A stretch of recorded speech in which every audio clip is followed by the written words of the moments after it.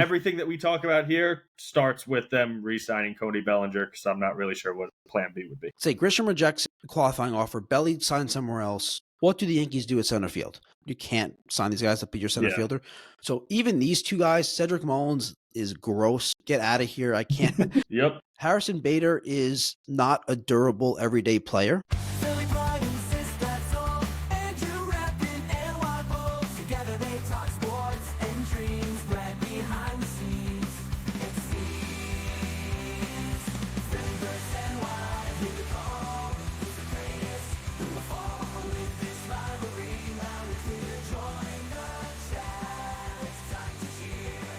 Sports and culture all in one. Catch the fire, feel the fun. Andrew Sistat, Brad unite.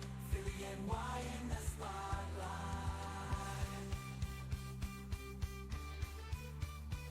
Everyone, welcome to episode 80. We are planning the New York Yankees off-season, and to do so, just like the majority of our Yankee-specific episodes, Sistat is out. My friend and fellow diehard Yankee fan Greg Disalvo is in. Greg, thank you as always. So excited to do this. Hey, I always love jumping on here, talking Yankees. Obviously, both of us are long-herding Jets fans, so it's middle of November. Why we got nothing to talk about with football, so we might as well look ahead 4 months to the baseball season. Yeah, we're also we also just love the Yankees and love like the baseball roster building aspect. Yes, so much that you're with me on this. Like, there's not that many people that really like getting into the weeds about the off season. I tried to convince Sistat to do a Phillies off season episode with me, and he was like, "No." Oh, really? No, he's like, "No, we can't." I don't. I do enjoy this type of conversation, and obviously, it's always easier to build a roster from your dining room than it is from the Bronx. But hey, we do our best. Tampa, dude, come on. You think Cashman's in the Bronx? You're so right. They're not paying New York taxes. No, why would you? Anyway. Exactly. So the goal here is to build a realistic offseason. So that means we're factoring in the budget, the payroll, the CBA, the luxury tax. We're factoring in who's available on the free agent market, who's realistically available on the trade market, realistic contracts for those free agents, and realistic trade return or trade pieces for those trade candidates. We're not going to just come on here and say, yeah, trade for Shohei Ohtani, sign Kyle Tucker, we're not sign Framber Valdez, sign Dylan Cease, sign Kyle. We're not doing that. So yeah, as fun as it would be, and if we rooted for the other New York team, maybe we'd have a little bit bigger of a leg to stand on from that regard. But I try to look at this through a lens of as realistic as possible, not trying to build a super team, fantasy team type thing. But like, hey, these are potential moves that seem realistic, where like you could get these handful of pieces and make a roster that we feel good about heading into the season. Yeah, and the Yankees haven't come out publicly, and they won't ever do this, that they have a mandate to stay under that third luxury tax, the Cohen tax, the $304 million.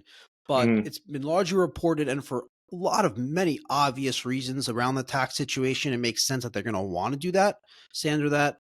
So we're going to assume that that's what they're planning on doing, right? And I get it. I don't want this to devolve into that conversation of you're the Yankees, spend more money. I think there is.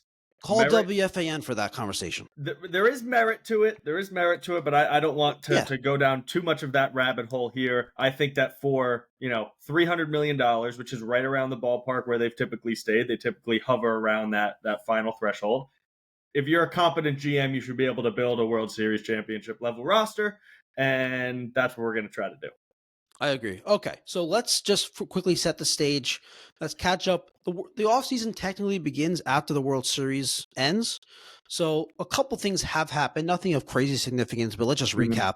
And if I miss anything, dude, just point it out. So all the expiring contracts became free agents. So that's Paul Goldschmidt, Ahmed Rosario, Austin Slater. Wait. Yeah, okay. Who am I forgetting? Grisham, Belly, Luke Weaver, Devin Williams, Luke Weaver, and Ryan Yarbrough, who they re-signed today. Then Cody Bellinger opted out. He exercised his opt-out, so he became a free agent. The Yankees extended the qualifying offer to Trent Grisham, which means it's 1 year for $22 million. He can accept it and come back on those terms. He can decline it, which is when this is out, he may have already declined it or accepted it, most likely declined, which is what we're assuming. Or he can decline and become a free agent. If he signs elsewhere, the Yankees get some sort of draft compensation after the fourth round. Correct. Then they declined the club option on Jonathan Loizaga. See ya.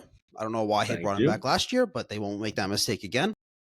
There we go. And then, like we just mentioned, they signed Ryan Yarbrough. They need starting pitching depth to a 1 year, $2.5 million deal. That happened as we were recording this a few hours ago. A few hours earlier. Makes sense. And, our initial interaction with that was, good arm, solid depth piece. Like, makes sense. Makes sense. Cheap deal. He was good, relatively speaking, last year for his role. And, like you said, they need some starting pitching depth, especially at the beginning of the year. So for $2.5 million, no complaints. So some of these numbers, depending on where you look, differ. But what I have is $182 million in guaranteed contracts before getting into the arbitration eligible players. The arbitration eligible players, there's a few that I think are non-tender candidates here. I want to get into that, but Jazz Chisholm, and I'm just going to give like the MLB trade rumors projected number. It's close, pretty enough. Close. There's usually not, because it's all bracketed. There can't be too much of a variance from exactly. Kind of so Jazz Chisholm, $10.2 million. David Bednar, $9 million. Mark Leiter, $3 million. Clark Schmidt, $4.9 million. Camilo Doval, 6.6. Jake Cousins, $840K. Ian Hamilton, $940K. Luis Heel, $2 million. Scott Efros, $800K. Jake Bird, $1 million. Oswaldo Cabrera, $1.2 million. Fernando Cruz, $1.3. Anthony Volpe, $3.9. And Jose Caballero, $1.9. I look at that list and I think there's obvious ones that are they're being tendered a contract. They're going to hopefully come to an agreement before any arbitration hearing. But the ones that are non-tender candidates in terms of, and when I say non-tender, just for people that are not too into the weeds on this stuff, I'm going to do that this a couple of times throughout the episode. When we non-tender, if the Yankees non-tender someone, it makes them a free agent. They get rid of they're basically cutting the player and getting rid of the salary. Here's a simpler way to say it. They have the option to extend these players a contract, and they can choose to extend them that contract or not. That's kind of like what it boils down to, and then they agree on a price. Yeah, that's a good way. Thank you. Good way of putting it. So yes, the non-tender candidates, the guys that they could release out of that list, I would say Mark Leiter's $3 million is a must. You got to get off that. Yep. Jake Cousins, around $840K. I think F. Ross around $800K. Oswaldo Cabrera, I think around Wow, you're gone. Okay, and then no. Ian Hamilton. I was saying that to the pitchers that you named. F. Ross, Leiter, Cousins, and F. Ross. Yes, okay, yes, and then Ian Hamilton. Yes, gone. And everyone else is, even though you might think they should non-tender Volpe, everyone else is being tendered. They're going to be tendered. Oswaldo, I think, is an interesting one, but I would expect them to tender him. I would expect them to give him a contract. Now, remember, they could tender. They can sign these guys or retain these guys and trade them. Exactly. So I'd be surprised if they let him walk. Just like given the injury, he's so loved in the clubhouse. I almost think it's just like for $1 million or around there. Like they'll give him the contract. Maybe they trade him. Maybe not. Whatever. But I think I'd be surprised if they if they non-tender him. Yeah, because without making any offseason moves, he's that utility player. Because their utility player Jose Caballero is the starting shortstop as of now with Volpe injured. So I think just at this stage in the offseason, you really can't He's a useful bench piece on the roster right now before doing anything. But if they did those, I'm not so sure about F. Ross or Hamilton. I think you need arms. So to one of those guys is worth $100K, I don't think that's crazy. A couple of those, again, you start talking about $800K. It's kind of like a flyer. Hey, do we feel like we can get something out of this guy? Maybe more so than he's shown. So. I don't feel super strongly about some of those. There's going to be one or two that they probably see something in that, hey, it's I worth a agree. shot for $800K to have that arm in the system. Yeah, so you maybe between Cousins, Efros, and Hamilton, two of them are And gone. maybe it's Efros. Like they traded for him. Obviously, they saw something in him. He's been he has more derailed by years. injuries since then. So maybe they say, hey, he's been injured for 2 years. If he can get back to that pre-injury level, maybe there's something there. So he's a candidate. I also believe Efros has options, meaning, so for people that don't realize, options meaning they can send him down to the AAA and send him down to the minors. I think that where Cousins and Hamilton don't. So I think also between those three guys, I think Efros probably would be the guy that gets retained just for the options aspect. Yeah, I mean, and when you're talking about roster construction, like having options is valuable. So that's not nothing. The fact that they could retain him, keep him in the minors, that definitely is a benefit for him in terms of wanting to get a contract, if you will. 100%. Okay, so, but we agree Leiter has to be gone. So they're probably saving around what, $4.5 million. I was just saying, somewhere between 4 and 5, kind of right off the bat from that group. So now, assuming that let's just say if they non-tendered, like they shedded those $4.5 million, I have them around $226 million, but that's not the tax payroll, because the tax payroll is based on average annual value of contracts. So I have that based on Spot Rack. They're at $261 million. No, sorry, they would be at 256 and a half, 257 roughly. So if they're trying to stay under the 304, right, that gives them what, like 47, 48 million to work with. Yeah, call it 50. Nice round number. We call it 50, right? And then the extra million or two, you can figure it out. Exactly. Okay. Let's get into team needs. Don't forget, we got $15 million to DJ LeMahieu, counting on that. And I think there's still $1 million.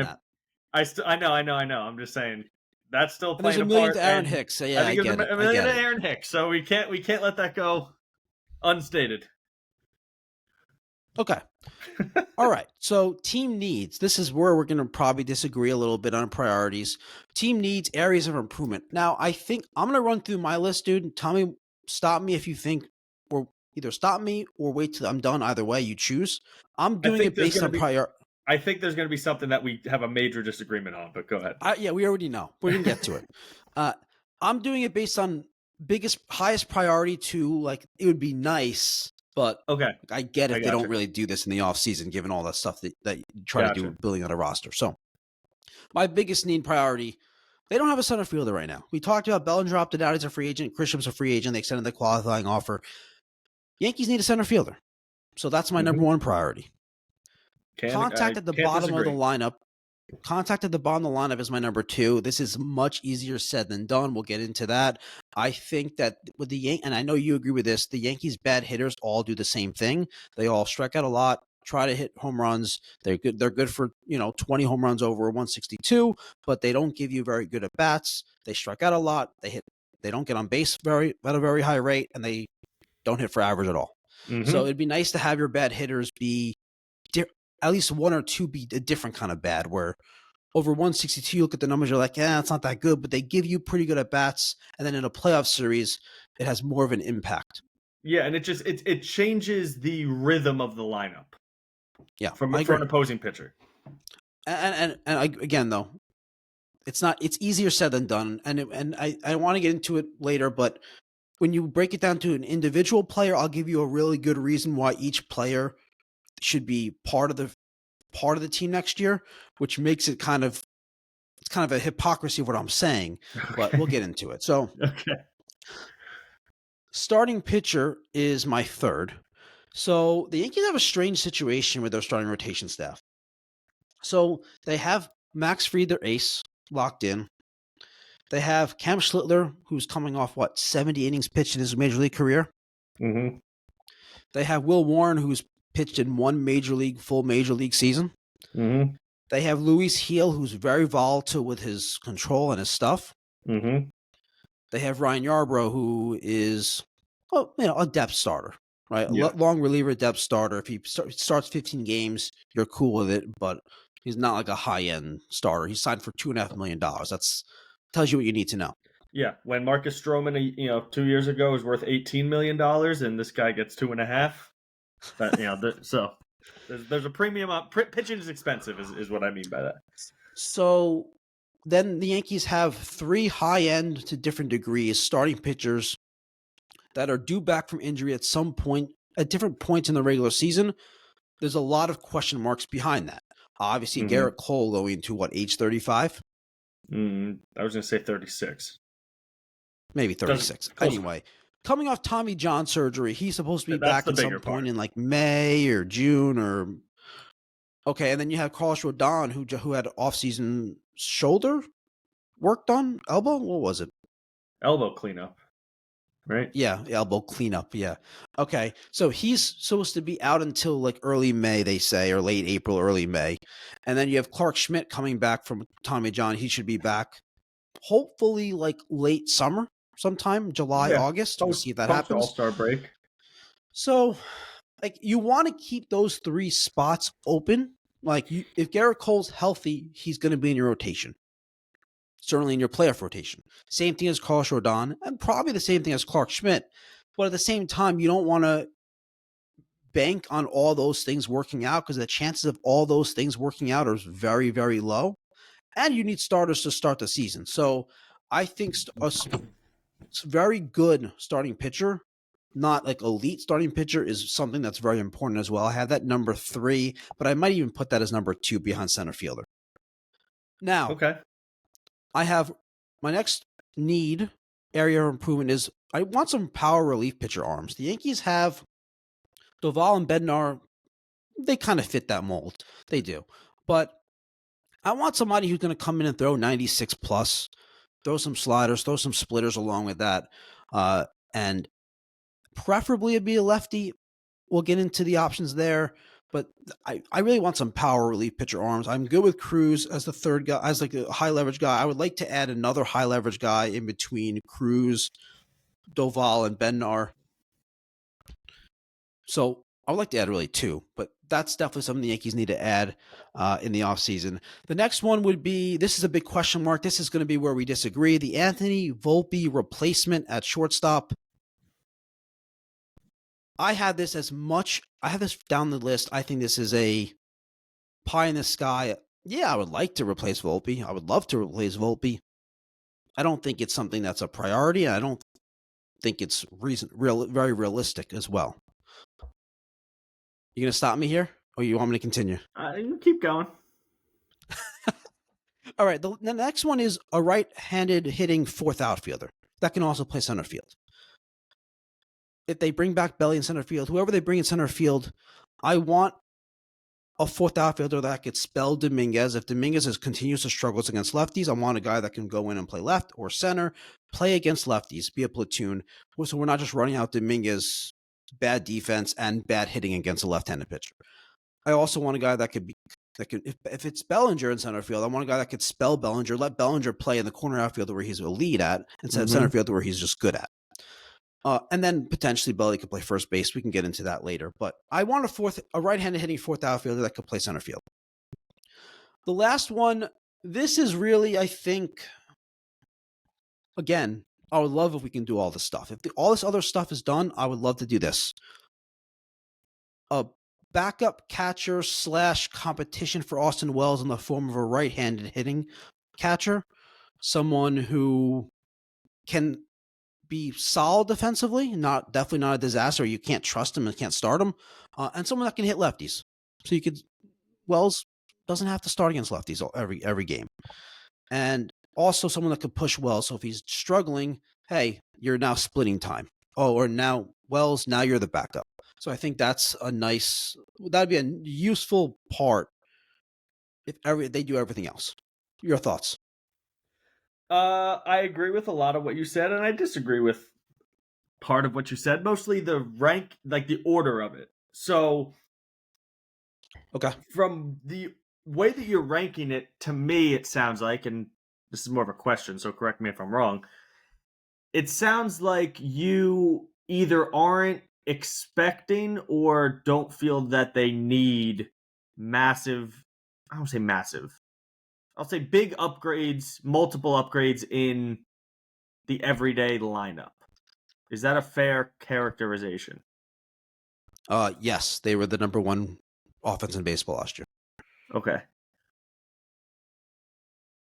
Yeah. I fundamentally disagree with that premise heading into the offseason.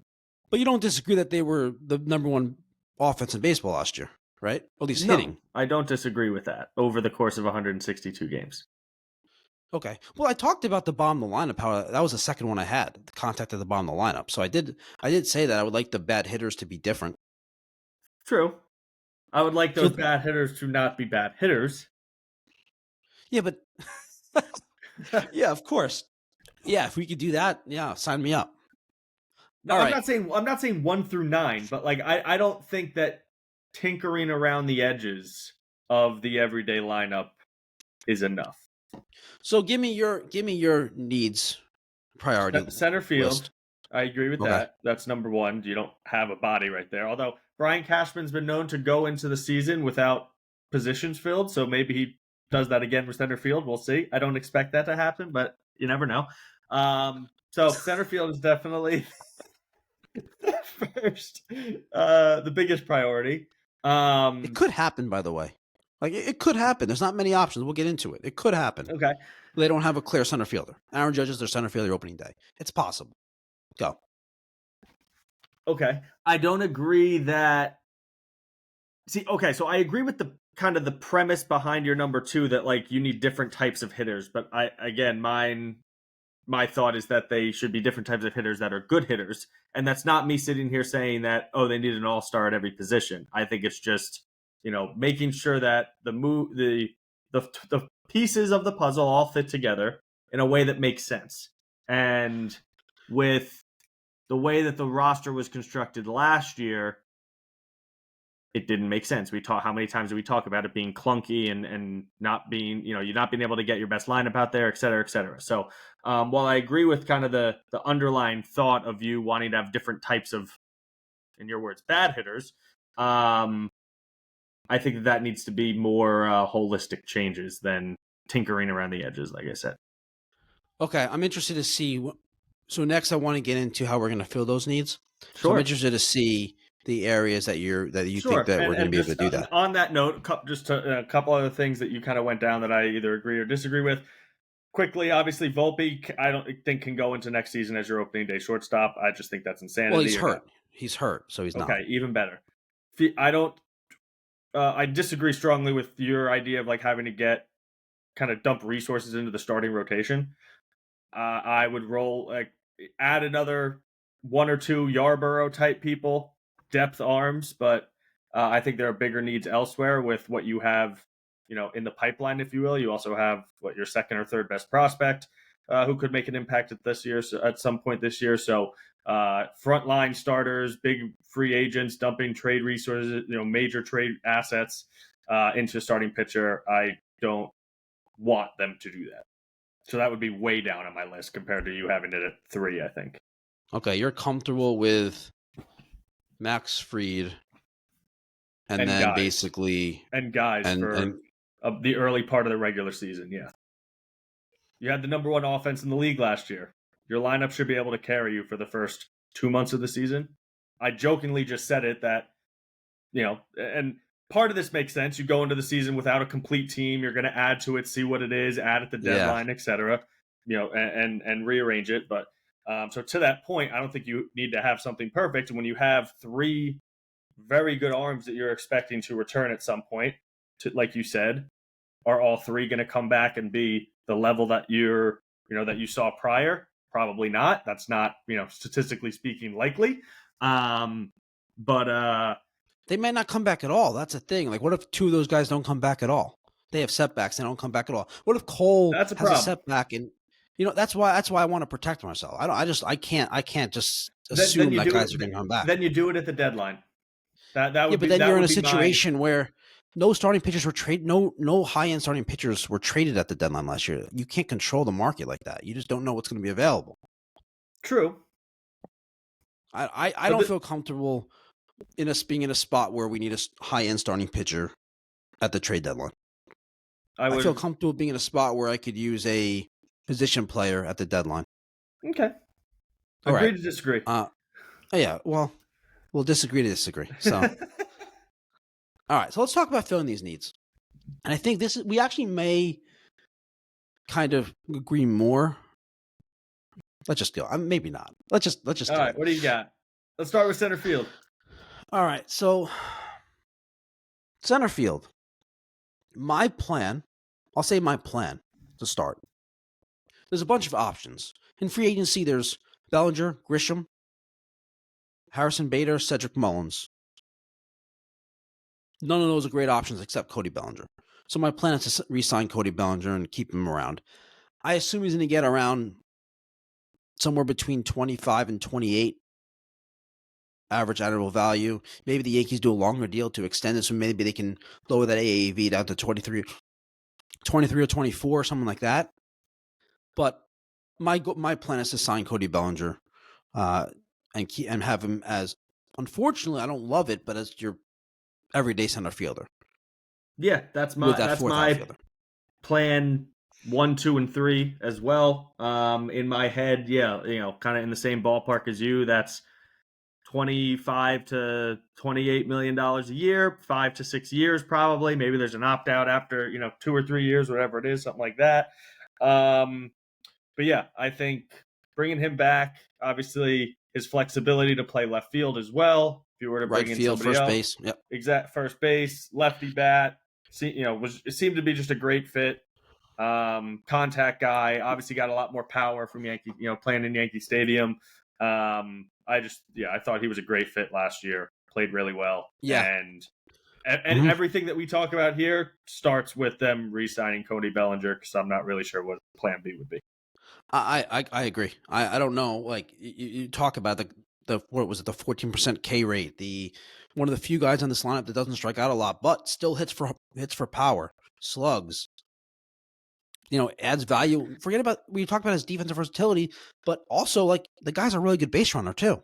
So he's an all around really good baseball player. And yes, Yankee Stadium does help him, and that should help the Yankees retain him, if anything. So let me ask you first before we go.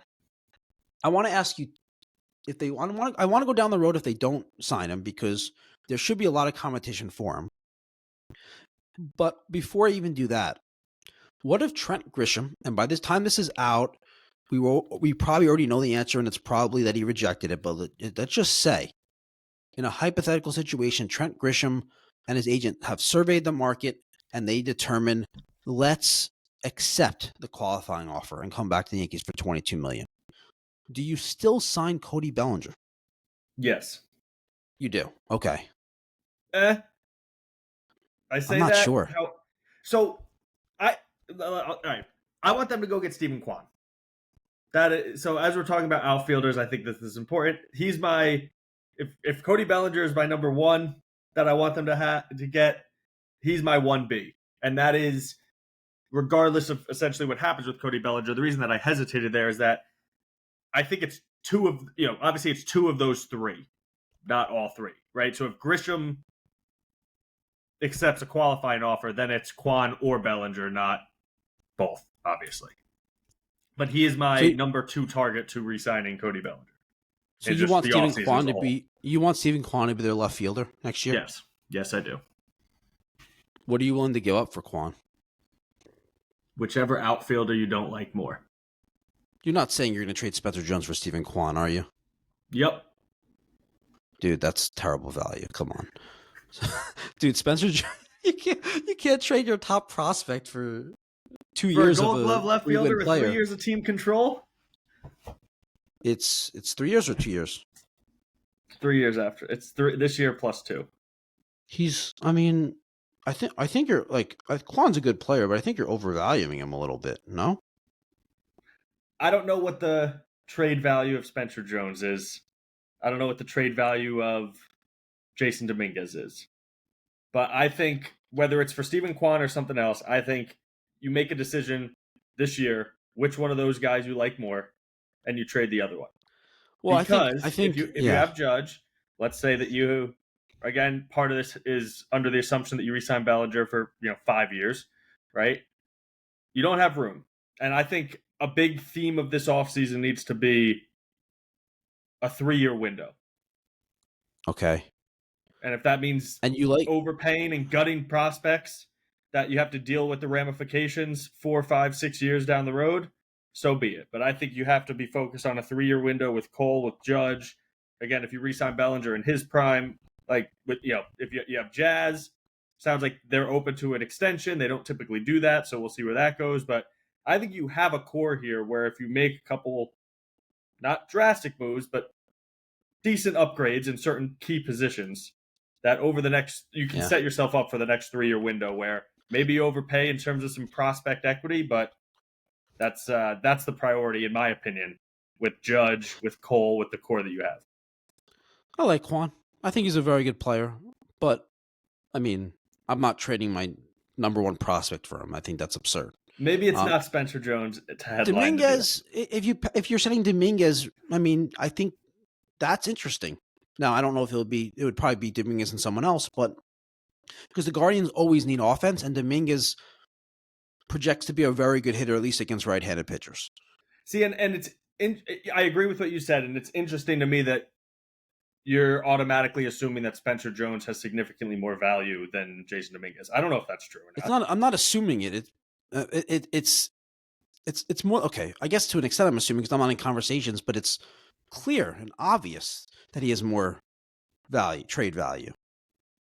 I don't know if that's true. Dominguez, of course, it's true because Spencer Jones just had a breakout season in the minor leagues and is a top prospect. Dominguez has shown that he is a terrible outfielder and can't hit lefties. Dominguez was a top prospect. Was everything you're just saying right now was him 12 months ago, and what he proved in the last season. He had 12 months ago. He was coming off Tommy John. He wasn't coming off a breakout season. You're right. 2 years ago, he was a top prospect, and what you lose in a year of service time with Dominguez compared to Jones is that you've seen that from the left side, he can be an above average major league hitter. You've already seen that in one season. You have no idea what Jones is going to be. If is he going to strike out 40% of the time at the major league level? Yeah, he's done that in the minor. So yeah. So I hope not, I'm with but you. That's still a possibility. I'm with you on that, but in terms of trade value in Major League Baseball, a guy who's a prospect compared to a guy who's already struggled at the Major League level and has shown his inability to play defense and his inability to hit lefties, that his value has completely been diminished. Not like diminished completely, but it's completely been decreased. Even if what you're saying is that's like say what you're doing is you're saying it's like, well, this guy was a prospect and look at him now. So why would you trust this other prospect? Well, I mean, that's not how teams look at it. Like they don't look at it like, oh, well, that Yankee prospect became this. So now why would I have confidence in this Yankee prospect? Like that's not a rational way to look at it and make assessments. Okay. Well, we're both just guessing at who someone's trade value would be. But that my overarching theme is that I think you need to make a decision between the two of them. One of them needs to be traded this offseason. Okay. And okay, so back to if Grisham did accept it, which we're both assuming he's not, you'd say between Bellinger and Quan, you wouldn't expect to get both of them. Obviously, at that point, you'd want one of them. Correct. If Grisham rejects it, which we're expecting, you want them to trade for Quan. Correct. And if it takes Spencer Jones, you're saying do it. Probably not Spencer Jones, but again, I think they need to make it. They need to make a decision on Dominguez versus Jones.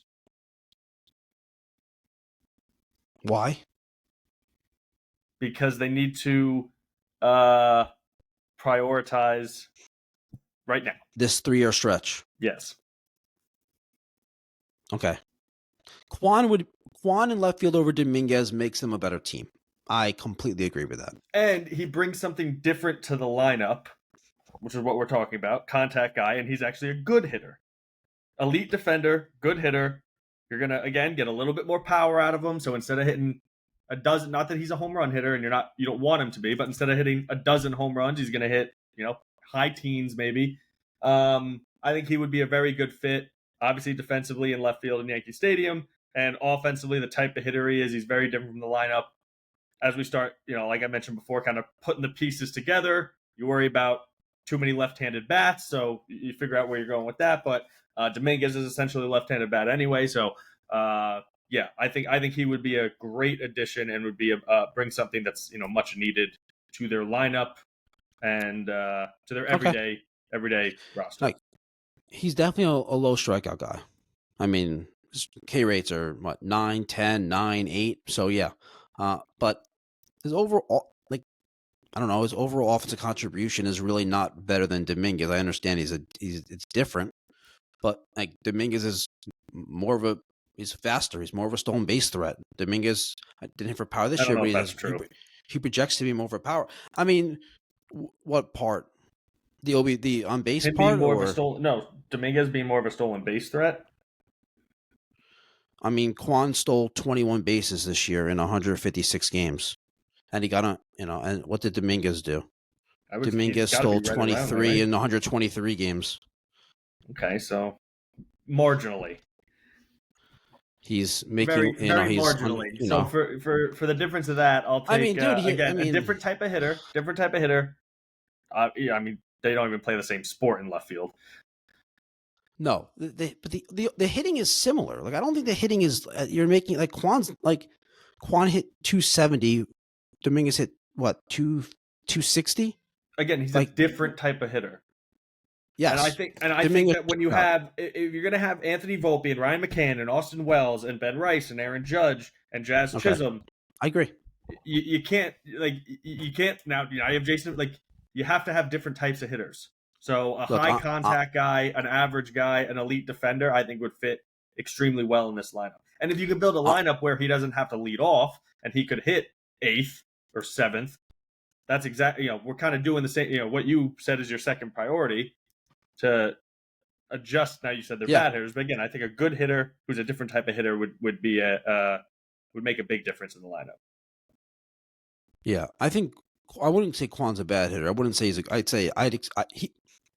Fangraphs projects him to be a league average hitter, but he's a league average hitter who is elite at making contact with the ball, and the reason he's league average is doesn't hit the ball hard. And his defense would be just can't even a joke comparing it to Dominguez. His defense is elite, and again, now all of a sudden you have Judge in right, you have Quan in left. Again, Bellinger is an elite left fielder. He's a good center fielder. So you have a very good defensive outfield. Yeah, I don't know. I wouldn't be upset. I'd be happy they got Quan, but I really do like this. I would like to let Dominguez develop a little bit more. Okay. Same. So if you want to do that, stick him in the minors. Let him learn how to play left field like he should have been doing 3 years ago. But there's a difference between developing the majors and the minors. Well, they should have taught him to play left field. And now we're having this conversation. So I'm back to assuming that Grisham's gone. You want Belly in center field. Let's just say Belly gets away. Mm-hmm. There's gonna be a lot of competition for him. Like, someone could just go crazy and offer him something crazy. Yeah. I don't know. Yeah, it's possible. It's possible. So let's say that he's gone and Grisham rejects. Not that I even want Grisham to be the Yankee center fielder anyway necessarily, but say Grisham rejects it. The qualifying offer. Belly signs somewhere else. What do the Yankees do at center field? The other free agents. I didn't even mention all of them because the list is like barren. Not you can't sign these guys to be your center fielder. So even these two guys, Cedric Mullins is gross. Get out of here! I can't. Like, he does all the stuff that we talk about we don't like the bad hitter that. He strikes out a lot and doesn't hit for power. Yep. Like, he plays bad defense. Yep. Harrison Bader is not a durable everyday player, but he does have a skill. So I'll come back to him. But you don't want to measure everyday center fielder, right? No way. No, I would love him jumping. I would love him to be the 4th outfielder. Yes, agreed completely. He's my perfect 4th outfielder, right-handed hitting. He'd be my dream. Perfect 4th outfielder. I have that listed here. So yes, 100%. But again, so what do they do about center field in this scenario? I want to talk about some trade targets. Okay. I have 2 that, based on rumors, based on their team situation, and based on the quality of the player and the contract, seem plausible. Not probable, but plausible. Okay. Byron Buxton of the Minnesota Twins, an injury-prone player, but finally had a pretty healthy season last year. It seems healthy. He still missed 40 games, but power, speed, very good defense. Who's your other guy? Is it the carbon copy? Luis Robert, who is I want to say he's a carbon copy because Luis Robert's coming off 2 terrible seasons. Yeah, you're right. He's 3 years removed from being a really good hitter now. So yeah, you're taking a big chance. I still rather have Luis Robert than Harrison Bader or any of these other options. I'd probably rather have Luis Robert than Trent Grisham in center field, honestly. But from a roster construction standpoint, I probably agree. Yeah. Literally, just because he's that's what I mean. Not I as individual players, I'd rather have Grisham for next season than Luis Robert. But given the Yankee situation, so out of those 2 options, would you? This is assuming they lose out on Belly, and you take your 3 days to cry about how the Yankees didn't make the biggest offer, and now you're ready to move on. No, and maybe depends what it is. would you be interested in Buxton? Buxton over Robert obviously doesn't thrill me, but yeah, I mean, just because of the upside of Buxton, he's definitely intriguing. But the contract is, you're rolling the dice on a contract that's long. So what's his current contract? He signed a 7-year, $100 million contract. Yeah. Oh no, it's done in 28. He's making $15 million. Okay, it's only 3 years left. $15 million a year. You're right. I thought it's a pretty good contract for a guy. Yeah, my mistake. I thought there was more time left on this 7-year deal, but there's only 3 years, so I take that back. So he's coming, and he's coming off a 5 F4 season. He played 128 games. He had a great season. 35 really homers last year. He finally put weighted it runs together. created plus 136. Super high strikeout guy. But he's I think based on the seasons that they had, like him and Grisham almost had similar seasons. He's righty, Grisham's lefty, and Buxton's much more athletic. And but I think Buxton stays run production wise, they were kind of similar, but Buxton has a higher ceiling because I don't expect Grisham to duplicate that. Whereas Buxton, if he's healthy, that's probably about what he's going to be. Maybe not quite to that level, but Buxton's also he is a better all around player than Grisham. Yep, and he gives you the right-handed bat. Yeah, I would prefer him much more over Robert. Let me throw another name out there. Much different type of player.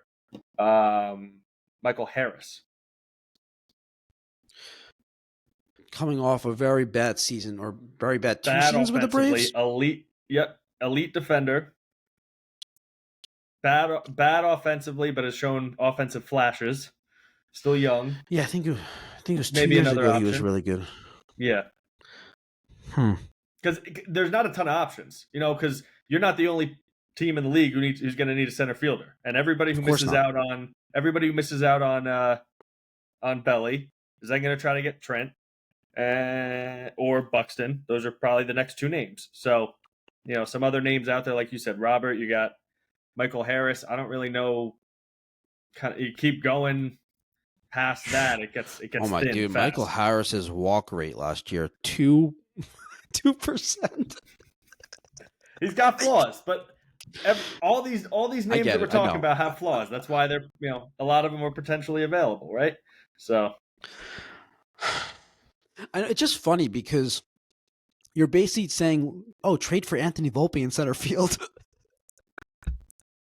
If Anthony Volpe's not your starting shortstop, then that could make some sense. You get an elite defender with high offensive upside.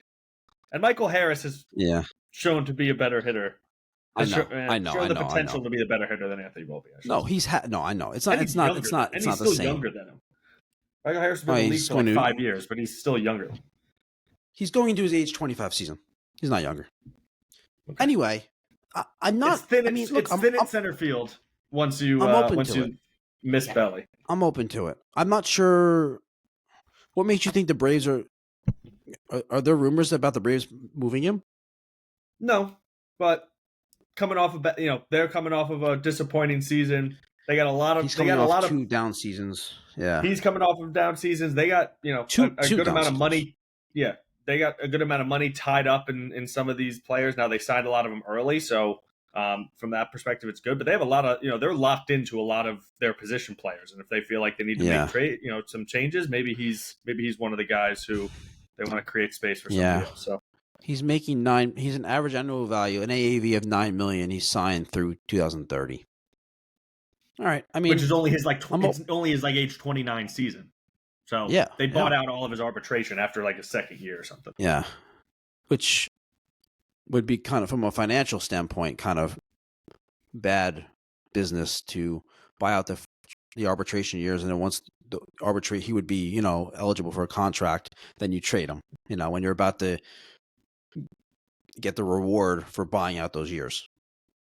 But I mean, I get it. You're trying to build a roster, and hasn't performed well. So maybe if they say, hey, we could spend that $9 million better elsewhere over the next 5 years, then it needs a change of scenery. Maybe it'll work somewhere else. Hasn't worked here, whatever. But just another name. I think there's upside and there's advantages because he's an elite defender.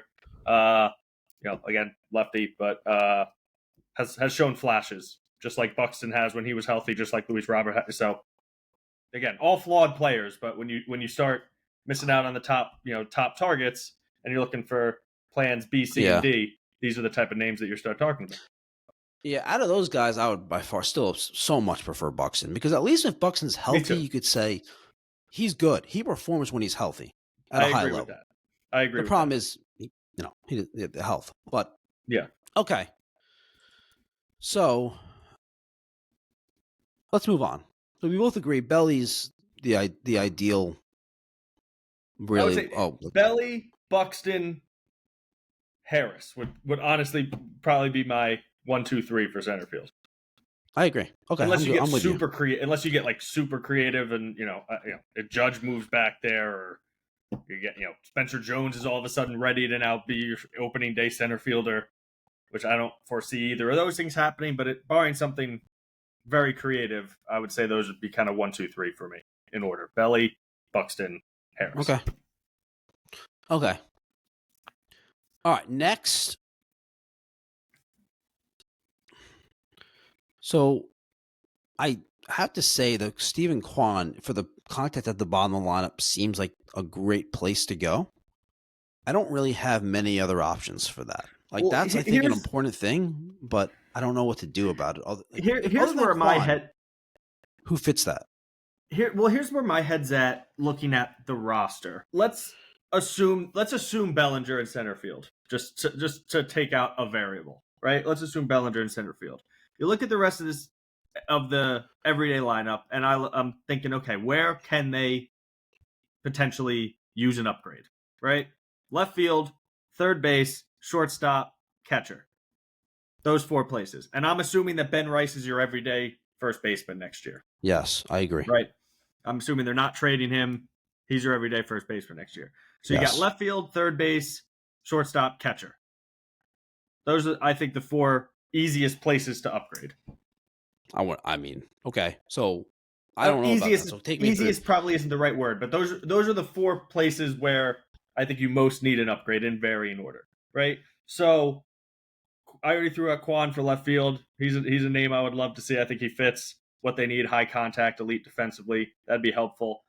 I don't expect them to move on from McCann. I think you let him have a full season. Again, you're going to get an elite defender. If you bring some contact, maybe some right-handed hitting, next to him at the bottom of the lineup, all of a sudden he's not as much of, I think you said McCann. What did I say? I don't expect them to move on from McCann. You know what I mean. Wells. No. Third base. Mick McMahon. Sorry. Yeah. No. I meant McMahon. That's what I was talking about. I'm saying if you're going to get an elite defender from him, you have him for a full season. And if you have other pieces around him at the bottom of the lineup that aren't the same type of hitter, like an Austin Wells or like Anthony Volpe, then I agree. So I think you can get away with that. Shortstop is the obvious one. It's obvious in terms of Volpe, but it's not obvious in who.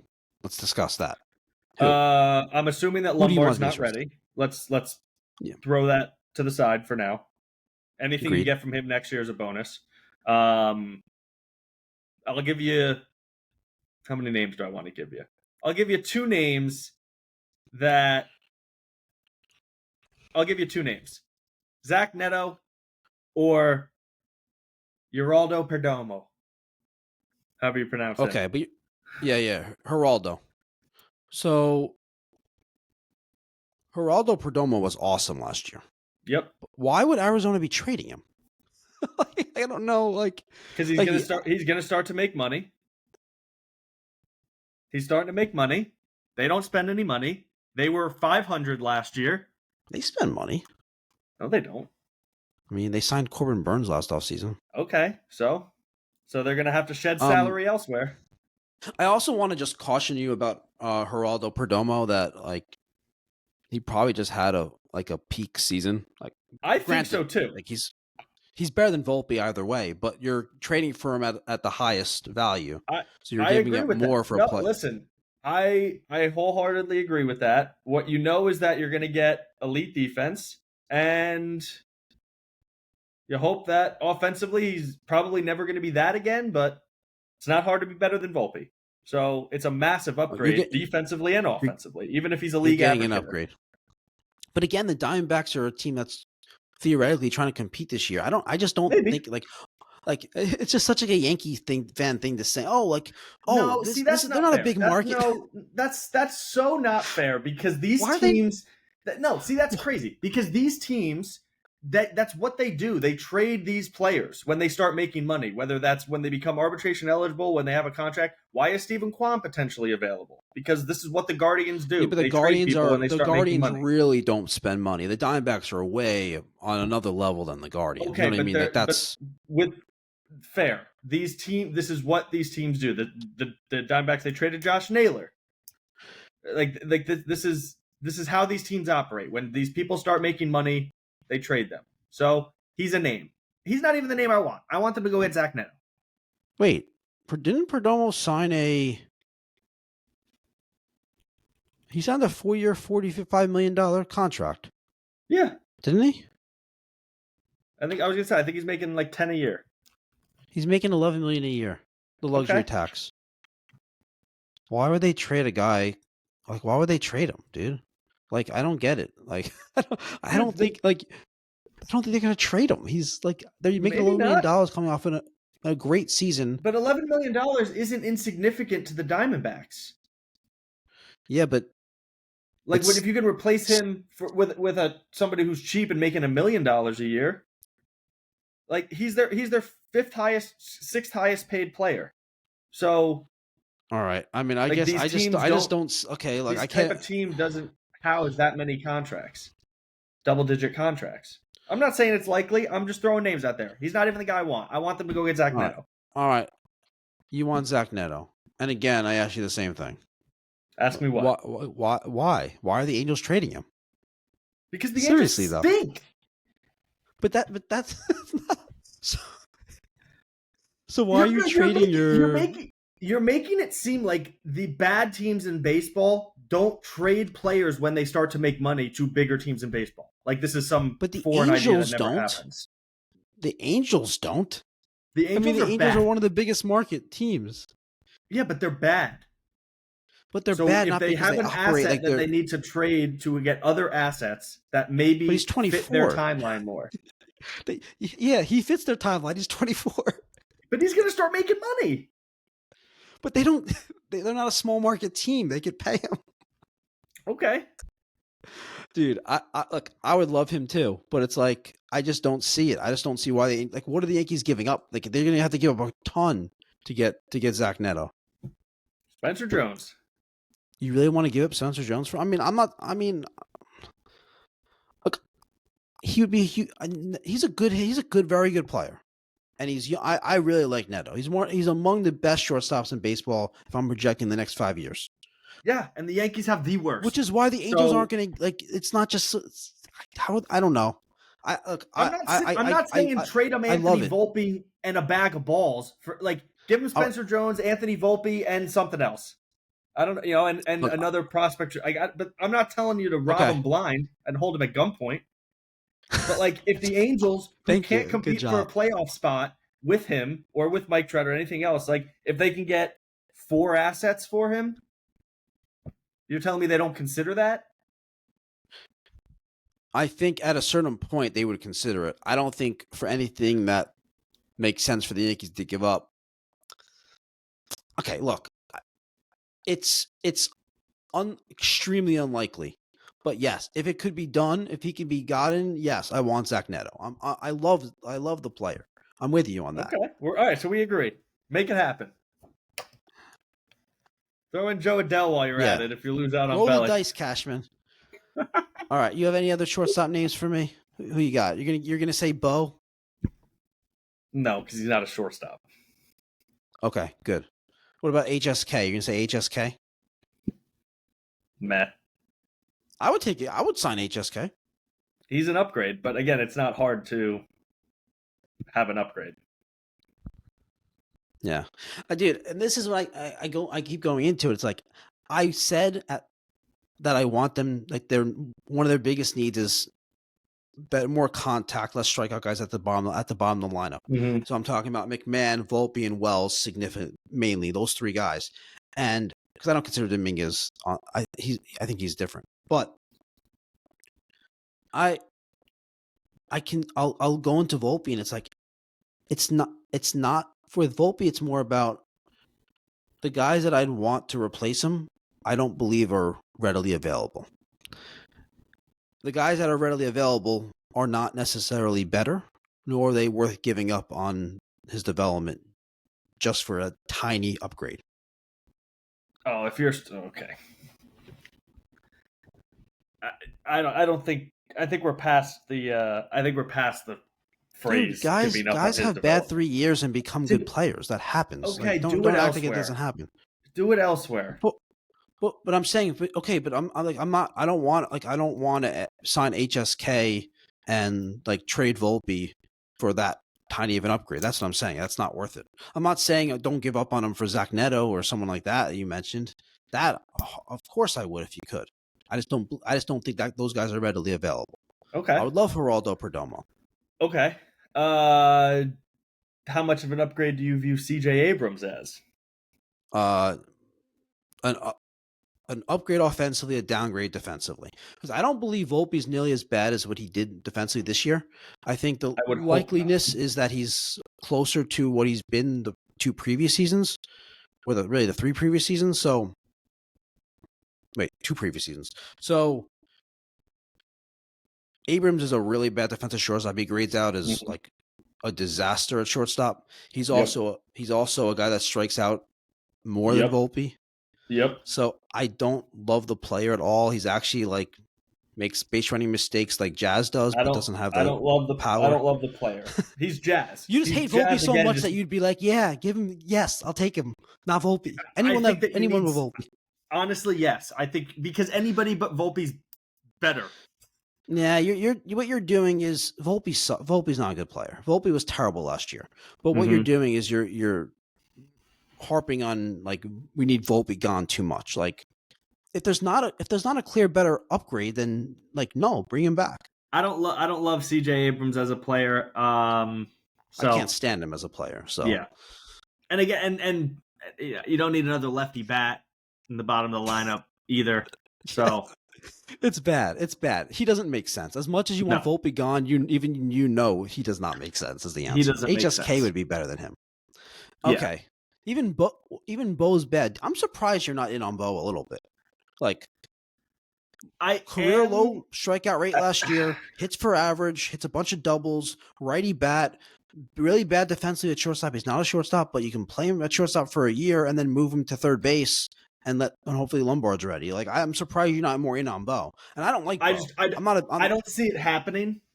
I like the offensive profile. I don't see it happening. And that's kind of why I'm not even like spending much brain power on it. I'm not a fan of the profile. I never have been, but he cut down his K rate last year. He was at 40%. He's a guy that hits for average. I can understand it's like suffer through the terrible defense for one season, move him to third base. Then you're also taking an assumption that he's going to be a big leap. That he's going to be good at third base, which I think he's kind of as a weak arm. I think he's a second baseman. Well, but the thing about second base is if he's really has terrible range at shortstop, he's going to have terrible range at second base. Yeah. So he also has a terrible arm. I know. So, I know. so I don't see it happening. He's got his flaws. He's going to get a good amount of money. I don't see that the route that they go. If they're going to spend $20+ million on a multi-year contract for an infielder, make it be Alex Bregman and find a way to trade McMahon. I see you saying McMahon. That would be my preference in those two scenarios. Do you sign Bo Bichette for what? And he's going to get a longer deal because he's younger, I would assume. But I think AAV, they're going to be in a similar ballpark. So if you're going to commit multiple years in the mid-20s to a left-sided infielder, I would rather you do it for Bregman than Bichette. I think Bo profiles a lot better offensively at Yankee Stadium. Yeah, I think that's fair.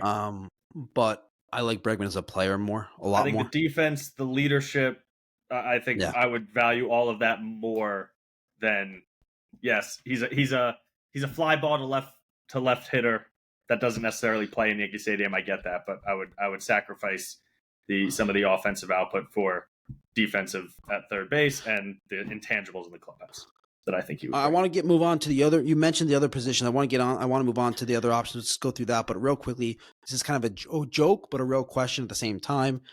To test how badly you want to get off Volpe, IKF or Volpe for starting shortstop next year. Don't do this to me. Answer it. Come on. Volpe. Come on. We did it. Okay. All right. Let's move on. Volpe and pray to God that by the All-Star break, George Lombard's ready to come up. Okay, so third base. You already mentioned Bregman. That'd be a fun signing. I would love it. I wanted them to sign him last year. I think I said it in the same episode that we did last year. I love the player. Though. It's not. I don't think it's going to happen, but I love the player.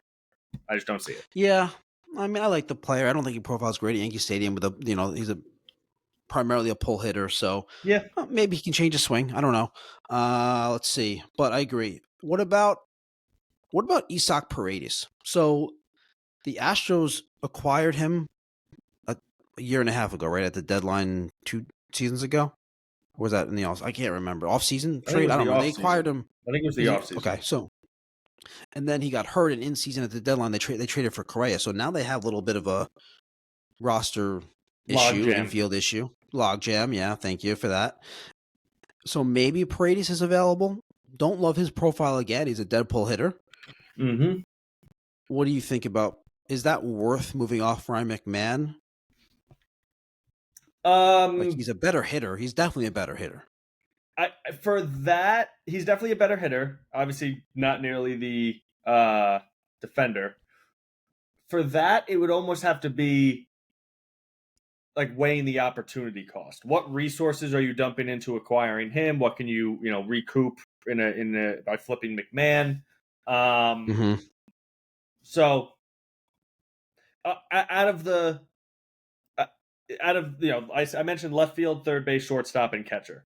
Third base is probably fourth on that list of positions I aggressively trying to upgrade in the offseason. Yeah, I know. I agree. I think the thing is I value defense at third base so much, especially with Fried, especially with Rodon. Yep.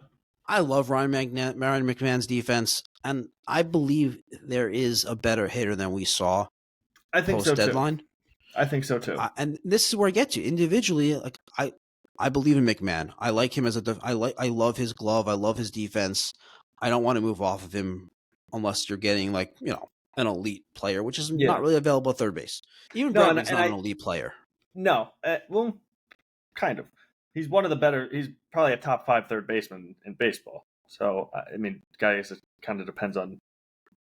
I just think it's kind of a weak position, but exactly, yeah. So unless you can get Jose Ramirez, then yes, it's tough. But yes, agreed. Yeah, but so I agree with what you said. Valuing defense at third base, I think there's a better hitter. The bigger thing, and we mentioned this earlier, is McMahon gets magnified, kind of, when it's Anthony Volpe and Austin Wells and McMahon 3 in a row at the bottom of the lineup.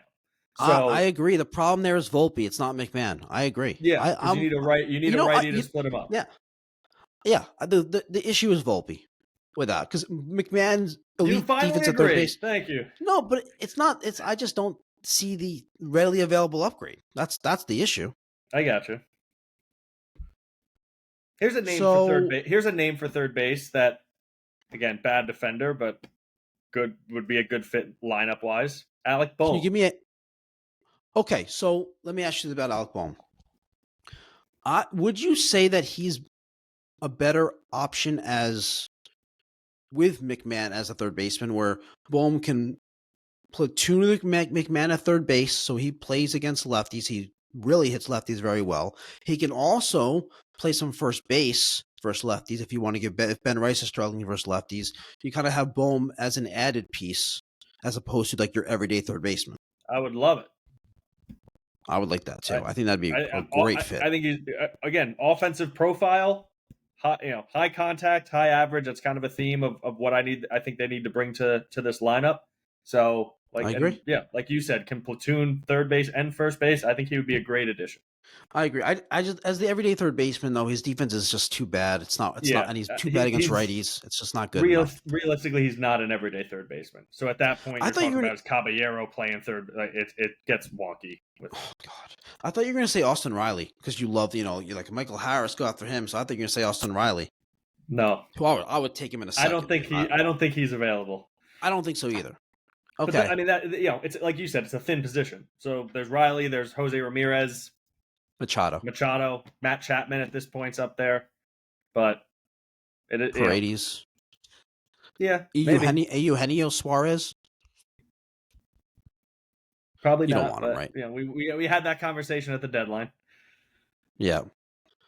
No, I really don't want him. So all right, like I said, let me give you the 4 positions I mentioned. That's I think the 4th priority, but I like the name Alec Bohm. And I was about to move on, but I forgot catcher.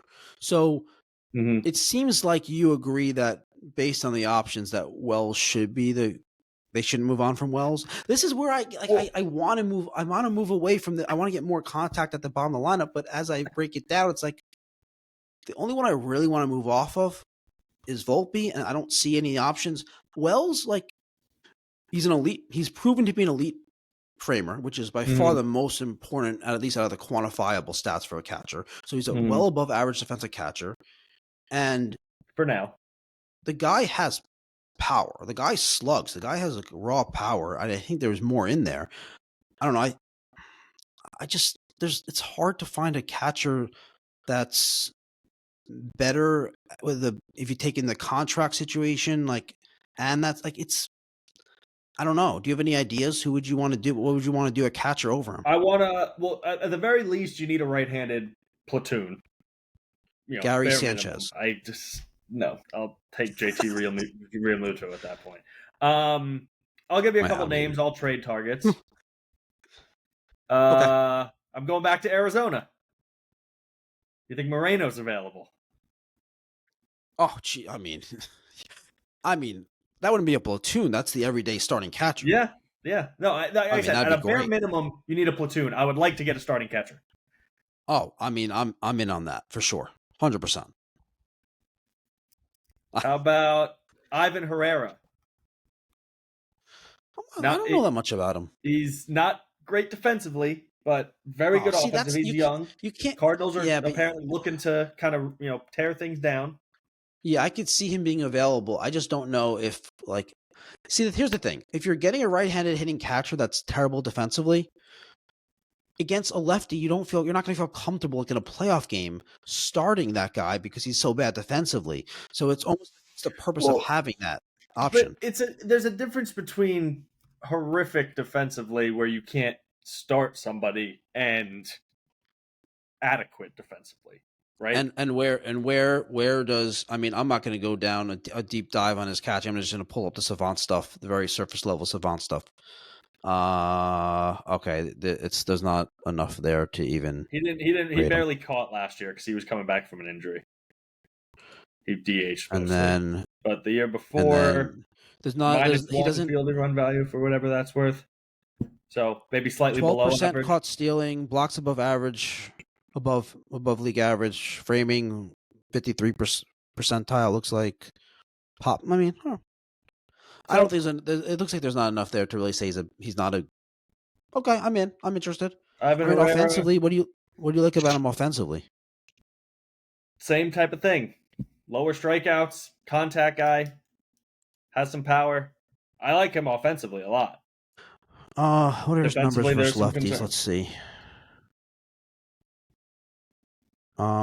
Versus lefties. I mean, he didn't play that much last year, but he raked. Oh my god. He was a fancy versus stud lefties. for some Versus parts of the season. 124 plate appearances versus lefties last year. In 100, so small sample size, but he went crazy and over 1,000 OPS. Wow. All right. Another name. I'm a couple other names. Shea. I like it. I always forget how to say his last name. Langoliers. Yeah, we talked about this. I think. Yeah, I've mentioned the name before. Yeah, I think he's an upgrade. I think pretty clearly an upgrade. Higher strikeout guy, so maybe not, but he's a righty. So if all of a sudden, you get a little bit more righty bat, maybe the lineup's a little bit more balanced. I think that could help. But you're not talking about him over Wells. You're talking about him in addition to Wells, right? I'm indifferent on Wells. Well, let's go. Whether you agree with this or not, I fully agree with this. I think framing is by far the most important thing. I don't want to go on a rant on it. I think the concept of framing is horrible. I think the idea that you're tricking an umpire that a ball's a strike should not be part of the game. We should have this. It shouldn't be done. There should be no human umpires. I'm not going to go down that road again. But because we have human umpires making strike and ball calls with only challenges right now, I think it's clear that framing is the most important thing. And to have a guy that graded out on Savannah's -2 in framing in the 29th percentile last year, you can't have your everyday starting catcher doing that. It's too important for run prevention. You just can't. I'd rather have a terrible hitter. Okay. And the Yankees, agree with that. So it's not. And I don't necessarily disagree with that. Again, I don't necessarily disagree with that for wall framing is still a relevant metric. For however much longer that very lasts. Relevant. Yes. Well, hopefully in the next CBA they figure it out, because you agree with what I described it, right? It's basically 100%. We're grading players on tricking the umpire. Like, yes, it's crazy, and we're teaching players to trick the umpire. I wholeheartedly agree, and hopefully it won't be a thing for that much longer. Dude, oh my God. I just looked, and 2024 is even worse. He was graded out his framing -10, 1 percentile. Yeah, that's not ideal. Yeah. And again, that's why I don't even think it's in addition to Wells, because you can't trust the guy in a big game catching. So him being able to destroy lefties doesn't do you any good. I think there's definitely something to be said for that. So, Wells, again, it comes back to the construction of the overall lineup. So, you can't. This comes down to Volpe, dude. This comes down to Volpe's the problem. I agree. Yeah, I agree. He's a black fucking hole. He is the problem for this roster construction. If they didn't have the players around him, it wouldn't be as bad. But because all the other players add something significant bring something significant to the table, to the roster, and if he's playing elite defense at shortstop, then he does too. But if he's not doing that, then he's really the issue. If he gets back to playing great defense, then I can accept it. But I don't know. It depends, because how many of those guys can you have? The great players. Is 3 too many? I don't know. That's a genuine question. Is 3 elite defenders, bad offensive players, is that too many? I think if the top of the lineup is so good, then it's not too many. Okay. But it's still not ideal. I probably agree with what you just said, but yeah, ideally, you don't have that. But if I think there's 2 different answers to this. For the 162, it's fine. Yeah, who cares? Yes. For a playoff series, it's much more important. It's a much bigger deal. I agree. All right. I have starting pitching high on my list. We disagreed on it. Mm-hmm. I think but you understand my point of like not wanting to protect ourselves from like the unknown, the volatility of guys coming back from injury and guys 100%. with minimal experience pitching again. 100%. And So- if all of a sudden, what I will say, as we're getting into it, Yeah. like if you're able to kind of parlay going out and acquiring a starting pitcher, let's say you sign somebody, kind of a mid-tier starter who you can eat innings. If you're able to sign somebody and then that makes, Will Warren available in the trade, let's say, to get one of these other guys in the lineup, then pitching, as part of the overall puzzle becomes a higher need because it frees up resources elsewhere. Yeah. I don't want to go too far down that road, but I think if they're going to trade any of their young stars, I think it's Luis Heel. I can see it. Starting pitcher that I would like to add. I think I'm going to go through some free agents that I think are all options. Mhm. I'm going to butcher this first guy's name. He's being posted from Japan. Oh, the Japanese Sasuya guy? Yeah. Imai? I don't know. I don't know. Obviously, we have no major league stats. I've never seen him pitch, but He'll probably go according to to scouting reports, he's a really good starter. So I assume he's going to the Dodgers. Yeah, I know, right? Definitely the West Coast, probably the Dodgers. Yeah, and there's also Brandon, we should mention it. We should mention it for position players. There's I think a third baseman / DH guy who's supposed to get posted. Murakami, but he's like apparently not a good defensive third baseman. Yeah, he's what's his name? He's Joey Gallo, right-handed, or maybe he's left-handed. And I think there's another hitter that's supposed to has a chance to be a good at. So maybe there's some options elsewhere. I'm not going to sit here and say I know anything about any of the international guys. Okay, so what other names you got? I agree. Dylan Cease, Brandon Woodruff, Ranger Suarez, Zach Gallen, Merrill Kelly, Zach Eflin, Eric Freddy, Lucas Giolito, Justin Verlander, Chris Bassett, Nick Martinez, Nestor, and Shota Imanaga. So I left one guy out on purpose because the guy I left out is the guy I want the Yankees to sign. That's part of my plan. But out of the guys I listed, what do you think? Because I'm not suggesting they sign some elite guy, even though Woodruff could be that elite guy. I like Nestor. Again, cheap, short, probably a 1-year deal, cheap deal for depth. Woodruff, I like that a lot. Kind of high upside guy. The problem is you're not sure what you're getting. It's adding another question mark and risk. Yeah, and I want more reliability here. Yeah, exactly. So that doesn't really check that box, but I like the upside.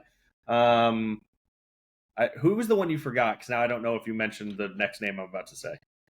Well, I forgot. I purposely left off. Michael King. Yep, that was where I was going. You want Michael King too? I would love Michael King. He's going to get a fat bag of money. I don't think so. I do. Let me check my notes on him. I have a whole notes on him that I made. All right. This is some interesting stuff. This is why I think, one, it's the caution about King, but also going to bring his value down. Okay. So his four-seam fastball last year was arguably the worst of any pitch in baseball in 2025. It was dead last among four-seam fastballs in expected WOBA, expected slugging, and in WOBA, it was only better than Gomber and Nestor. Wow. That's guys who threw 357 pitchers who threw at least 200 four-seam fastballs last year. So he not had good. Definitely not good. So he had a 3.5 expected ERA and expected FIP in 24 when he had that great season. He had like that 2.5 ERA, but those numbers showed that was kind of fluky. Those expected stats. Mm-hmm.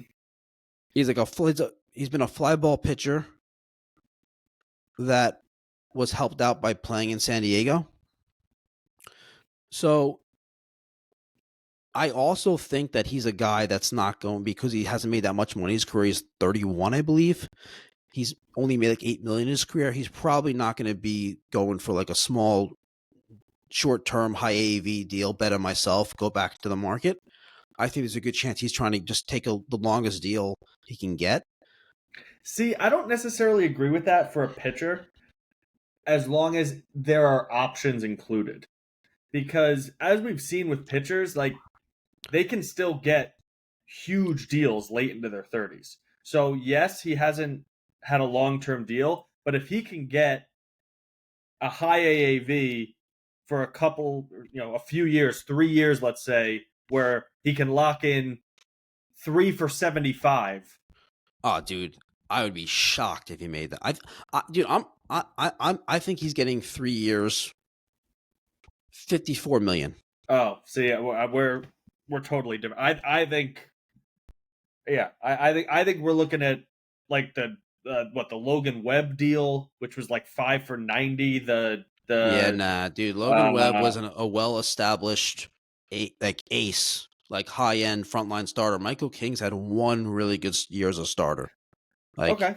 Hey, if he's not on that level, man. Okay, then if So anyway, we're closer to here's 3 for why- 50 something, sign me up. Then you're in. Yeah. Yeah, So what I love about King is, one, his pitching repertoire is such a Matt Blank Yankees error, obviously, Mhm. because they're the ones that developed him. Like they turned him into a back Starting end pitcher. struggling starter, into a high leverage reliever, back into a starter, to the Yep. point where one of the headlines in the Soto trade. There was all those rumors and reports at the time that the trade was being held up because they didn't want to include King. They were gonna they want the Yankees prefer to include Schmidt. Like the four-seam fastball stuff, like the Yankees are going to tell him to stop throwing it. Yeah, Like the Yankees are going to be, I think he's better than Schmidt. I agree. Right. Okay. Yeah. So the Padres were smart to hold out on that one. And what I love about him is he's shown that his stuff plays in the bullpen, actually plays better in the bullpen. These guys come back, True. Everything works out, and most of this works out. You add King to the bullpen, you have another high leverage guy in the pen. For the postseason, and I want to sign King. I want, even if it's 3 years, 60. I'm in. I would love that. And like I said, that's and then you take an arm, and for me, I would then take an arm and address one of the positions that we talked about. You could do that as well, and I'd be cool trading Luis Heel, Will Warren. Yeah. I wouldn't trade Schlittler unless it was like a Skubal, Paul Skeens type package. Yeah, it would take a lot for me to trade Schlittler, but yeah. But no, if that's the ballpark of dollars and years that we're talking about, would love it. In my head, he's getting more than that. Maybe you're right. We'll see. We'll see. But if we're talking 3 years, 20-ish, high teens, that's the Stroman deal. If you're talking 3 years for $18 million, like that's basically the story of 2 years. But like that's and I'm not saying that to be a joke and no, Cashman, you idiot. Like that's just what starting pitching goes for, and he is markedly better than Marcus Stroman. Stroman offered something that King doesn't. He offered like durability. He had injuries, but he offered like years of success being a league average or better starting pitcher, where I guess King's like, there's some risk there where it's like this guy might not be a starter. He might be a reliever. Maybe. Still. Yeah, you could be right, but I just I look at that Stroman deal, I look at the Kikuchi deal, like I think he's just better than these guys. And if I look at like what they just signed for, like Kikuchi just got like 3 for 60. So like in my head, King is so Kikuchi's a guy that 100. Yeah, so Kikuchi's contract, it's like that's just the Angels projecting based on his underlying metrics and saying, I know what you've done. We're signing you to be this. Like this is what we believe. This is what the market believes in you. Where it's King, it's almost like the opposite. It's like he's done this. The underlying metrics are like sketchy on him. Like I'm not sure. Okay. Yeah. So I would love King at the price point that we're talking about. Yeah, and the Yankees would just tell him to stop throwing the four-seamer. Oh, they're hitting it too hard, dude. Don't throw it. But 100%, right? Like yes. Like cut it down like 20%. Anyway, okay. And then like I said, Nestor, and kind of how I started when at the beginning of this conversation, like the idea of kind of the depth guys. I would like Nestor. I think he'd be a good guy to bring back. I'm not interested in it. Like Framber Valdez. I don't think you're playing in that pool of money and years. No. No, I'm not really looking for so. Yeah, but like a Nestor guy, I forgot some of the other names you mentioned, but that's kind of where my mind is with the Giolito, Verlander, Bassett. I don't really want any of those guys. Yeah. I would be interested in Ranger Suarez. See, I wouldn't hate Bassett just from a strictly durability standpoint. It's going to be a 1-year deal at this point in his career, you would assume. Yes. So he would be a good durable depth arm typically, but he's getting old, so maybe. Ranger Suarez is interesting. Was very good this year. You know who I don't want out of the guys I mentioned. The guy I really don't want at all. Gallen. I can't stand Dylan Cease, dude. Okay. I just hate starting pitchers that walk a lot of guys. Like his walk rates are insane. I just can't sit through that watching that. He's perfect for the Mets. Yeah. They need. I'm not even saying that to be funny. Like he's an innings eater. He's somebody who they can plug in, toward the top of their rotation with a bunch of young guys behind him. Like I actually do think legitimately that he makes a ton of sense for the Mets this offseason. Okay, I don't want to disagree. I do disagree, but I don't want to get into it because I don't want to talk about the Mets. All right. So I do want to talk about relief pitchers. So I mentioned that for me, this is pretty important. It's one among my. What I think they need to do at least something here. You agree with that, right? They obviously will, and you expect them to do something. You always need arms. You always need arms in the bullpen. But there's no inclination. There's no thought in your mind that the Yankees would be players in the Edwin Diaz, Devin Williams, Ryan Helsley markets, right?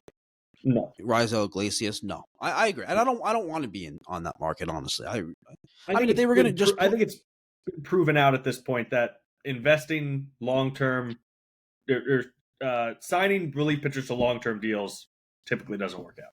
So huge risk. Yeah, I don't think it's worth it.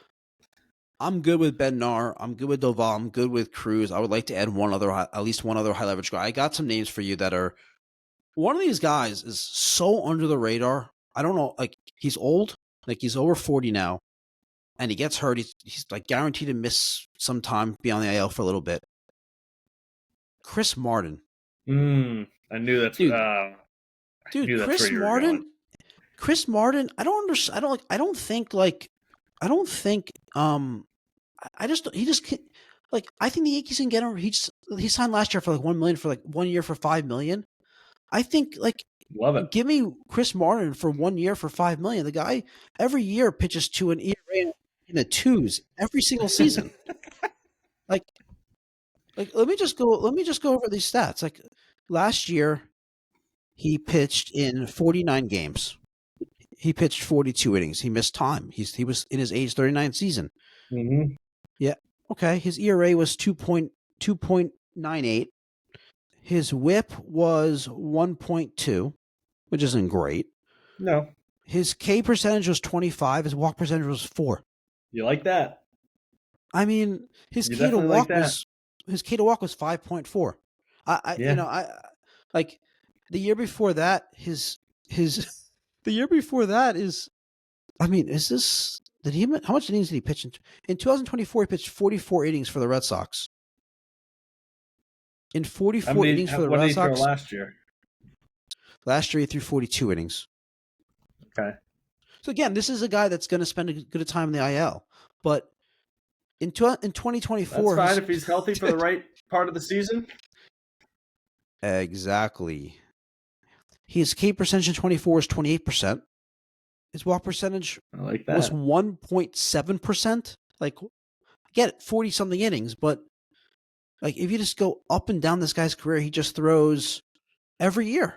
Every year. It's unbelievable. This guy, he's 50 innings, 58 innings, 43 innings, ERAs in the twos, K percentages over 25, walk percentages under 5. It's just you can have this guy for 1 year, $5 million. If he's ready, if he's healthy in the postseason, you have I'm not even exaggerating with this. This is not a hyperbole. Inning for inning, batter for batter. He's a top 25 relief pitcher in baseball. He just is going to miss, a third of the season. Keep him healthy. Keep him healthy for the right time of the year. A couple other names. I do really want a lefty power arm. There's not great options on the free agent market. I have Gregory Soto here. His walk rate kind of grosses me out, but Yeah. But maybe Matt, you bring him he's in. a hard throwing strikeout guy who is a lefty, so he checks a lot of the boxes. But yeah, he walks a lot of people, and And he's never probably really looking at a settled 1 year in. 5. Never really settled in with the Mets last year after the trade. No. But there's when you have an arm like that, like there's definitely some upside. It's worth like seeing what Matt Blake can do with him. Exactly. You're looking at like a 1 year 5, 1 year $6 million contract, 1 year $7 million. Exactly. I like the power lefty arm to complement Tim Hill. The Yankees haven't had a hard throwing lefty since Chapman. Yeah. A couple righties I don't love as much, but I do think like the failed starter turned like good reliever all of a sudden, like spent a lot of time closing games for the Cubs last year, Brad Keller. Mm-hmm. I'm in on him. And then Sir Anthony Dominguez, who pitched really well against the Yankees in the playoffs and pitched really well for the Jays. I think he's a good option to be like that third or fourth, like high leverage guy. You don't want him to be one of your top 2 high leverage guys, but you get into the third and fourth, in the pecking order. And I think he's a good option too. Yeah, no, I agree with all that. Theoretically, they should have, not necessarily that I'm in love with it, but they should have their top 3 in the bullpen kind of going into this year. If you can add to that, great. So there are some names that we threw out. Who could be the Fernando Cruz of this offseason, right? Somebody who no one's talking about, underperforming arm somewhere else the Yankees like. And by the end of the season, he turns into a high leverage guy. So I'm sure there's names like that floating around that could be options as well. But yeah, I like Soto. I like the arm. Hate the walk rate. Chris Martin, like you said, the injuries are a concern. But if you can keep him healthy for the right time of the year, big upgrade. Dominguez showed that he could pitch in the playoffs last year, was pretty good, and has some good traits to him and some good qualities. So some good options, and I'm sure none of the names that we're mentioning will be who they add. They'll probably be 1 or 2 guys that we haven't heard of. Maybe they can squeeze something out of Jake Bird with some more time to work on him. Not necessarily a power arm, but somebody who they felt good enough to go out and acquire last year. So we'll see what they do with the bullpen, but I want nothing to do with Devin Williams. I don't expect Luke Weaver to come back. I'm kind of indifferent. Did it just all fall apart, and could they reclaim his form? I don't know. Maybe is it worth a gamble if we're talking that same 1 for 5 kind of contract? He's not a power arm, but I don't know. It's another interesting name. Would you rather Brad Keller or Luke Weaver? I don't have an opinion one way or the other, honestly. Okay. I did forget to mention someone about catcher when it completely slipped my mind. Who you got? A trade target. Was terrible at framing in 24, but bounced back significantly to be just below league average framing. A right-handed hitting catcher who can platoon wells, crushes lefties, has power. Travis d'Arnaud. Ryan Jeffers. Oh. If we're going the platoon route, why not? It's not even platoon as much as because a righty versus lefty guy is it's more of like a backup, but with a purpose. Yeah. It's not just, it's a day off. It's not just a body. Planning the day off versus lefty because this backup is better than you against lefties. Yeah. So yeah, solid name. But I would like a potentially bigger upgrade there, but like you said, and like we talked about, I'm not sure who it is, or who's available, I should say. Moreno would be the dream. I like Ivan Herrera hitting. I don't know if he's an everyday catcher, but yeah. Another thing that I want to circle back to position players after you did that we just didn't talk about, I think is worth at least mentioning quickly. Are we just accepting that Giancarlo Stanton's immovable and will 100% be on the team? Or is that a conversation to be had of... He's absolutely movable. But why would you want to move him is the question. Flexibility. I was saying, is he immovable because of the contract? He's got a full no-trade clause. Not even a little bit at this point. I think he's absolutely. If the Yankees wanted to trade Giancarlo Stanton, I think there'd be about 15 teams lining up. Okay, so is that worth more of a conversation? All of a sudden, What do you want to Ben get? Rice becomes a DH, Jason Dominguez becomes a DH. Gives you more flexibility potentially. Do you bring in a first It baseman? gives you more flexibility. 100%. When you're locked into a full-time DH, you have less flexibility. But like the dude you're trading away your maybe your second best hitter, third best hitter. Like I don't know. Like I don't really want to do that for a team that you want to focus on a 3-year window. I don't know if you should trade his bat. He's like if he had a great postseason, would you be even bringing this up? Yes. Okay. I don't know, dude. Like what? So I'm not saying I want to. I'm not saying I want to do it. You're just throwing it out there. You're hypothesizing. I'm not saying I want to do it, but the answer to your you're question saying is he's our yes. third best hitter. Is he? Should he be? Should he be? I mean, if you could just decide that I want a better hitter, and that's that easy, then yeah, no, he shouldn't be. You know what I mean? Dude, he like had a going really into good the season last year.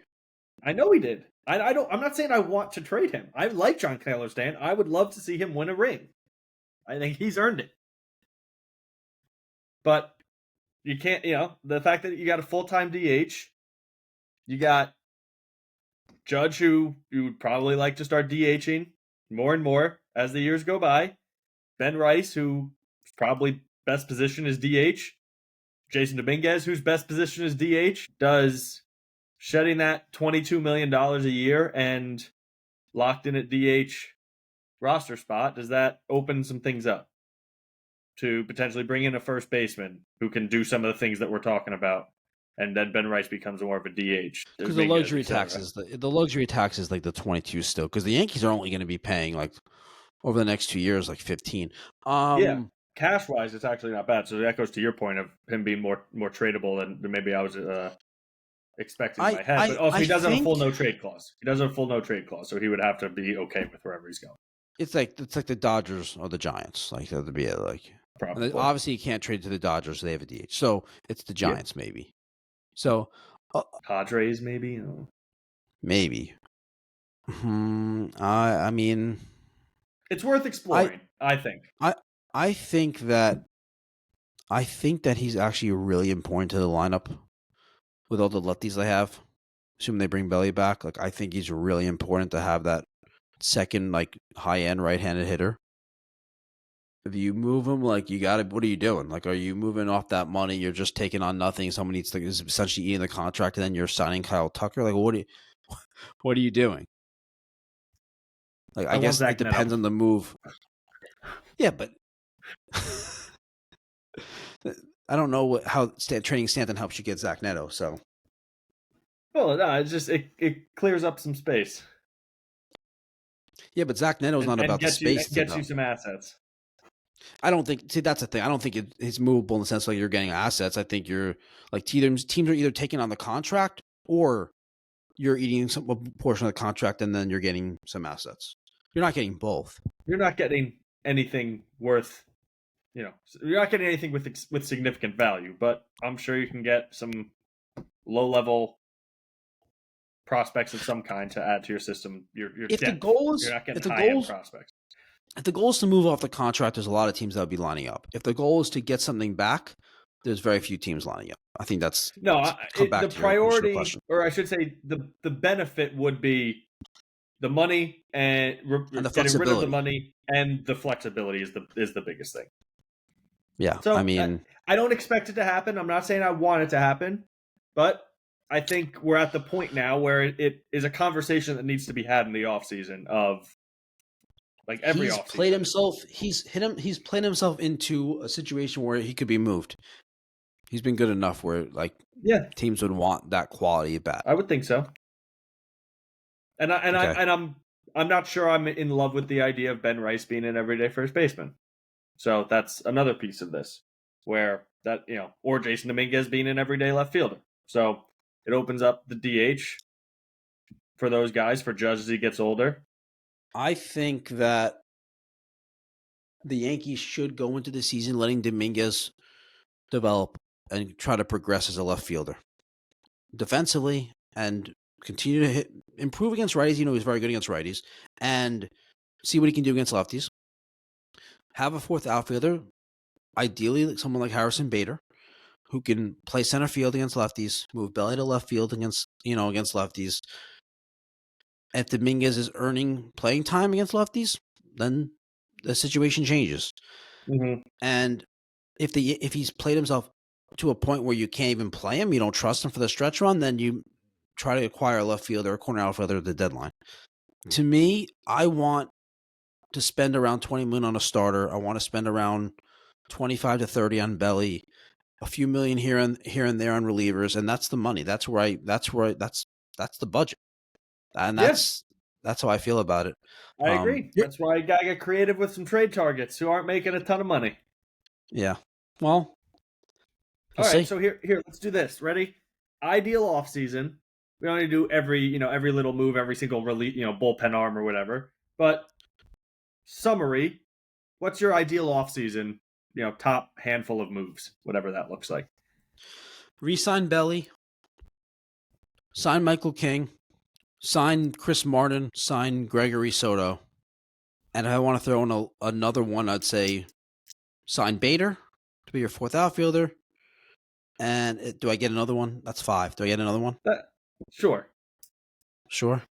Trade for Ryan Jeffers to be the backup catcher. Okay. I love that roster.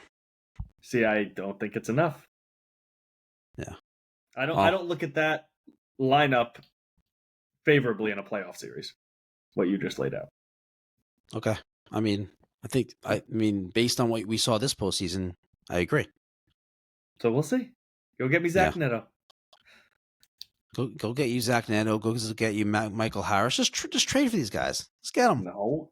I'm saying one of them. Zach Neto, Stephen Kwan, plus Belly. Oh, you don't want just one of them. No. Okay, so what's your... Okay, so now you do yours.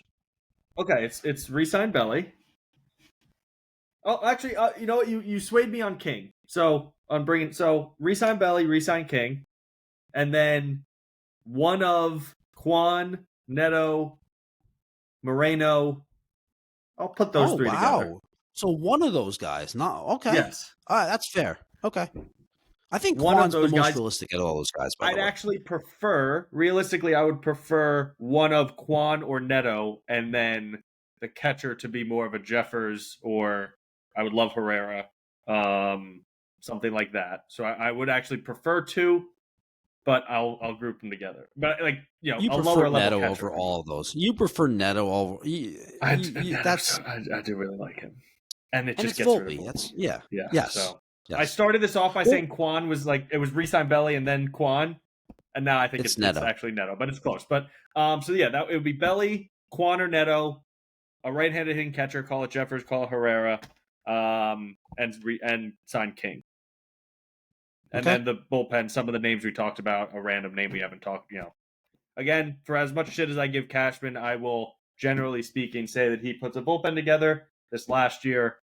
When you expected to be getting a top 3 closer in baseball and you got what you got out of Devin Williams, I can't necessarily put that on him 100%. So that definitely threw a monkey wrench in it and did a good job of pivoting at the deadline, I thought. But anyway, so I trust him with the relief pitching. But yeah, there we go. Belly, Kwan or Neto, a right-handed hitting catcher, and Michael King. And I like that. All right. Well, we'll do this again at some point in the season, maybe All-Star break, maybe trade deadline. But anyway, Greg, thanks for coming on. And any last thoughts? Let's go Yankees. Let's go Yankees. All right, Greg. Thanks, everyone. Thanks for tuning in. Please give us a like and subscribe. We'll see you next time.